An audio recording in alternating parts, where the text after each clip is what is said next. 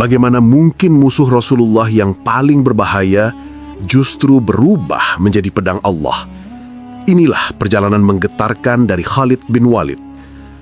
Di kota Mekah, sebelum Islam memancarkan cahayanya, sebelum nama Muhammad SAW mengguncang struktur lama Quraisy, di sebuah rumah bangsawan Bani Makhzum, lahirlah seorang bayi laki-laki yang kelak memikul reputasi paling menakutkan di medan perang.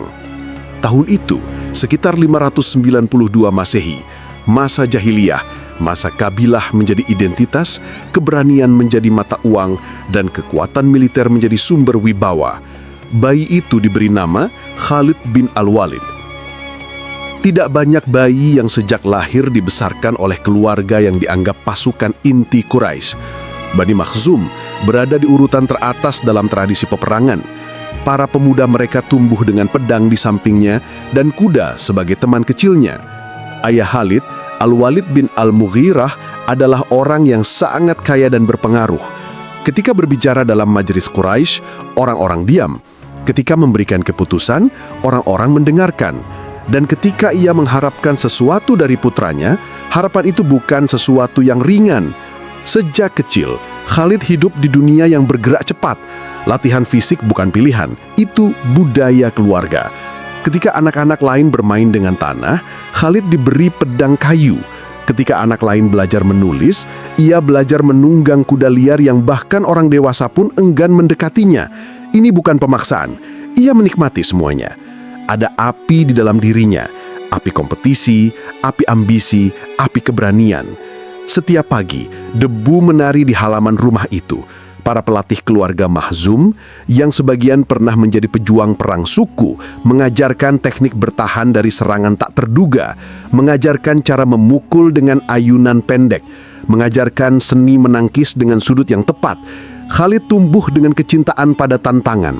Kegagalan tidak membuatnya berhenti, justru membakar semangatnya. Tetapi ada satu latihan yang paling membentuk dirinya, berkuda. Di Jazirah Arab, kavaleri adalah inti kekuatan. Khalid mempelajari bagaimana membaca gerakan kuda, kapan ia harus mempercepat, kapan ia harus memutar, kapan ia harus menekan lawan dari samping.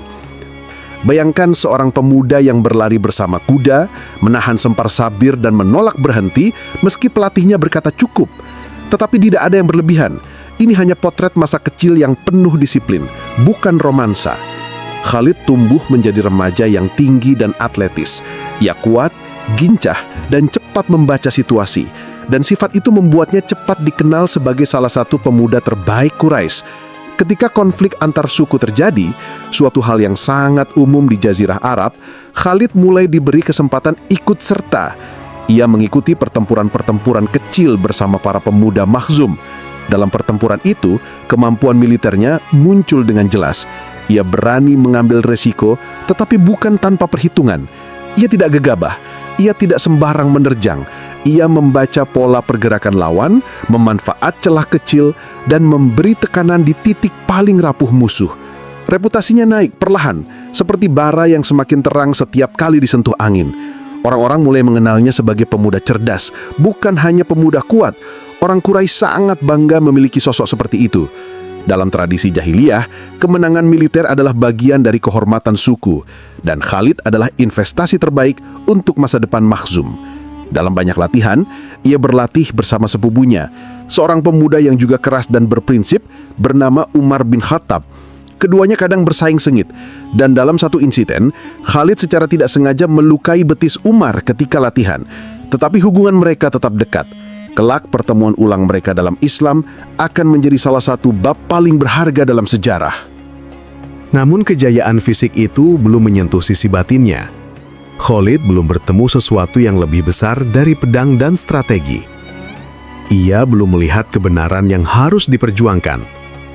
Ia hanya mengikuti logika suku. Siapa yang kuat, dialah yang menang. Dan ketika Muhammad SAW mulai berdakwah, sebagian Quraisy menganggapnya ancaman. Al-Walid bin Al-Mughirah, ayah Khalid, termasuk tokoh yang paling keras menolak Islam. Ia menilai bahwa ajaran baru ini akan menggoyahkan tatanan sosial Quraisy, melemahkan pengaruh mereka, dan memecah suku-suku. Khalid, sebagai anak muda yang setia pada kehormatan keluarga, tentu saja mengikuti garis sikap ayahnya. Tetapi pada masa awal dakwah Islam, Khalid belum menjadi musuh utama. Ia baru tampil sebagai lawan besar ketika tiba masa perang. Dan perang pertama yang benar-benar mengangkat namanya adalah Perang Uhud pada tahun 625 Masehi. Di lereng Uhud, kaum muslim awalnya unggul. Barisan pemanah berada di atas bukit dan perintah Rasulullah jelas, jangan tinggalkan posisi apapun yang terjadi. Namun ketika kaum Quraisy terpukul mundur, sebagian pemanah turun karena menyangka perang telah selesai. Inilah celah yang tidak pernah dilewatkan oleh komandan kavaleri. Di sisi bukit, Khalid melihat sesuatu yang hanya dilihat oleh mata seorang ahli strategi. Sisi belakang pasukan muslim terbuka. Angin gurun mengangkat debu tipis. Pasukan kavaleri Quraisy bergerak cepat tanpa suara keras, hanya derap kuda dan aba-aba pendek. Khalid tidak mengambil waktu panjang, ia mengeksekusi. Kavaleri berputar, manuver yang memerlukan disiplin tinggi, dan menghantam sayap belakang kaum muslim. Kekacauan terjadi. Barisan yang semula menang menjadi barisan yang tercerai-berai.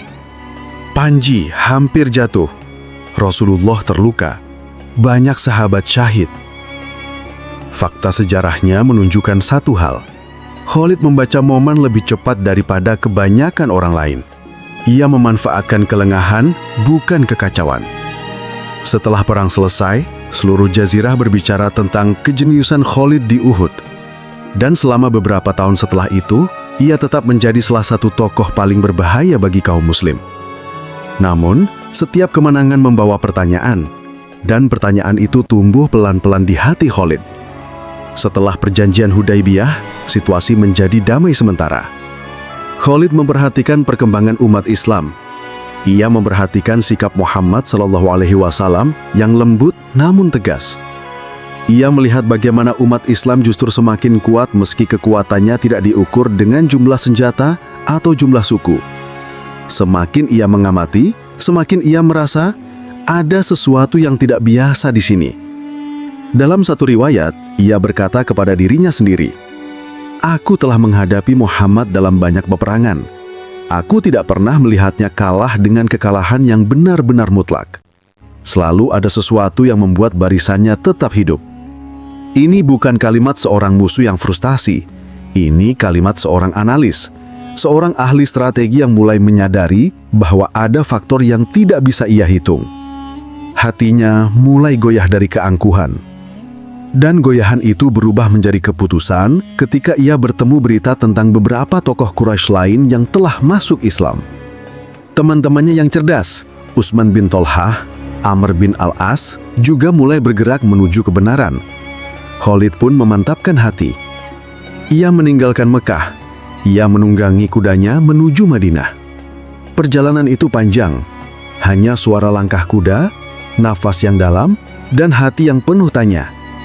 Dan ketika ia sampai di Madinah, ia masuk menemui Rasulullah. Ia tersenyum kepadanya, senyum orang yang tahu bahwa hidayah telah tiba. Khalid berkata, "Wahai Rasulullah, aku telah menentang engkau dalam banyak peperangan." Rasulullah menjawab, "Islam menghapus seluruh dosa-dosa yang lalu." Dan sejak hari itu, Khalid bukan lagi musuh. Ia menjadi bagian dari tubuh umat Islam. Bukan sekedar bagian, ia menjadi pedang umat. Kesempatan pertama Khalid menunjukkan kapasitas barunya datang di Perang Mu'tah. Ini bukan perang antar suku, tetapi perang melawan kekuatan besar, Kekaisaran Romawi. 3 panglima Muslim gugur berturut-turut. Bendera perang hampir jatuh. Dalam kekacauan itulah Khalid maju. Ia tidak datang sebagai penyelamat dramatis. Ia datang sebagai seseorang yang tahu apa yang harus dilakukan. Ia mengambil bendera, ia mengubah formasi berkali-kali, ia menipu musuh dengan pergantian posisi komandan. Ia membuat Romawi mengira bala bantuan Muslim tiba. Padahal pasukan Muslim sedang menahan maut. Perang itu berakhir dengan mundurnya pasukan Muslim dalam keadaan selamat.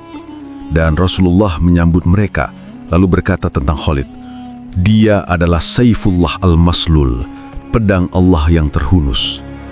Banyak gelar panglima dalam sejarah dunia, tetapi tidak ada gelar yang keluar langsung dari Rasulullah kecuali ini. Setelah itu, perjalanan militernya meledak. Bukan karena ia menjadi manusia super, tetapi karena kecerdasannya menemukan panggung. Pada Fathu Makkah, Khalid memimpin sayap selatan. Pergerakannya cepat dan minim konflik. Mekkah ditaklukkan tanpa perang besar. Di sini, Khalid melihat kota tempat ia lahir akhirnya bersujud kepada Allah. Ada rasa haru yang tidak ia ungkapkan, tetapi para sejarawan menggambarkan matanya tampak dalam pada hari itu. Pada Hunain, ketika kaum muslim sempat terguncang karena serangan mendadak di lembah, Khalid memimpin stabilisasi pasukan. Dalam situasi yang penuh kekacauan, ia melindungi sayap sambil bertahan dari hujan panah. Dalam perang itu ia terluka parah, tetapi tetap teguh mengatur formasi. Pada Taif, ketika pengepungan berlangsung keras, ia tetap berada di garis depan, memperbaiki posisi dan mengatur strategi bertahap. Kemudian dalam masa Abu Bakar, datang tantangan besar, perang Riddah. Banyak suku memberontak, ada yang menolak zakat, ada yang mengaku nabi, ada yang kembali kepada kekafiran. Disinilah jenius strategisnya benar-benar terlihat. Ia tidak menyerang secara brutal, ia memetakan suku-suku, ia melihat mana yang paling berbahaya, ia memecah kekuatan musuh dari akarnya. Dan puncaknya adalah ketika menghadapi Musailamah Al-Kazzab di Yamamah dalam pertempuran paling brutal di Jazirah Arab. Banyak hafiz Quran gugur. Pertempuran itu keras, menyesakkan, dan bagi sebagian besar sahabat meninggalkan trauma. Tetapi akhirnya Musailamah tewas dan pasukannya bubar. Setelah stabilitas kembali, Abu Bakar menggerakkan ekspansi Islam ke dua kekaisaran besar, Persia dan Romawi Timur. Khalid memimpin banyak operasi melawan Persia. Di Irak, ia memenangkan serangkaian pertempuran yang dicatat sejarah karena kecerdikannya. Walaja, Ulais, Hira, dan lainnya. Bukan semata-mata kemenangan, tetapi cara ia menang. Itu yang membuat namanya membesar. Pada satu waktu, ia memimpin pasukan melintasi jalur gurun keras menuju Syam. Perjalanan itu sangat berat. Namun ia memecah kelompok, membagi air, mengatur ritme perjalanan, dan semuanya selamat hingga tiba di medan baru. Di Syam, panglima utamanya adalah Abu Ubaidah bin Jarrah. Tetapi Abu Ubaidah adalah pribadi yang lembut. Ia tahu kemampuan Khalid. Mereka bekerja sama, dan di satu pertempuran besar, Yarmuk, kerjasama ini menumbangkan kekuatan Romawi. Yarmuk bukan kemenangan mudah, itu perang panjang. Tetapi ketika sejarah menulis, nama Khalid tidak bisa dipisahkan dari hari itu. Namun kebesaran nama sering membawa resiko. Orang-orang bisa salah fokus. Khalifah Umar melihat sesuatu. Masyarakat mulai mengagumi sosok Khalid terlalu besar. Ada kekhawatiran bahwa kemenangan umat akan disandarkan pada manusia, bukan pada pertolongan Allah. Umar mengambil keputusan yang paling berat dalam hidupnya, mencopot jabatan Khalid sebagai panglima. Namun disinilah keagungan Khalid yang sejati muncul. Ia tidak marah, ia tidak menantang, ia tidak menuntut, ia tidak membalas. Ia berkata, "Aku berperang bukan karena Umar. Aku berperang karena Allah." Dan sejak itu, dalam beberapa laga berikutnya, ia bertempur sebagai prajurit biasa, tanpa kesombongan, tanpa tuntutan, dan tanpa ambisi jabatan. Inilah bab yang paling menyentuh dalam biografi Khalid. Bukan perang Uhud, bukan Mu'tah, bukan Yarmuk, tetapi kesediaannya turun dari puncak demi kemurnian tauhid. Menuju masa wafatnya, tubuh Khalid penuh luka. Tapi pada hari-hari terakhirnya, ia terbaring di ranjang sederhana di Homs, Suriah. Ia menatap garis-garis bekas luka di tubuhnya dan berkata, "Aku telah ikut lebih dari 100 pertempuran. Tidak ada sepotong pun di tubuhku kecuali ada luka pedang atau tusukan. Tetapi hari ini, aku mati di atas ranjang seperti matinya unta. Ia tidak menyesal. Ia hanya menyampaikan betapa ia selalu menginginkan syahid. Tetapi Allah menakdirkannya wafat dalam keadaan tenang, seraya meninggalkan dunia dengan jasa besar untuk umat. Ketika kabar wafatnya sampai kepada Umar menangis. Ia berkata, wanita tidak akan lagi melahirkan yang seperti Khalid. Begitu panjang jejaknya, tetapi ringkasan pelajarannya tetap sederhana. Kemenangan bukan tentang jumlah, bukan tentang kekuatan fisik, bukan tentang keturunan. Kemenangan adalah pertolongan Allah, dan Allah menolong siapa yang tulus. Khalid bin Walid telah menunjukkan semua itu. Dulu ia musuh, lalu ia sahabat, lalu ia panglima, lalu ia hamba, dan ia wafat sebagai seorang mukmin yang meninggalkan nama yang tidak mungkin hilang dari sejarah.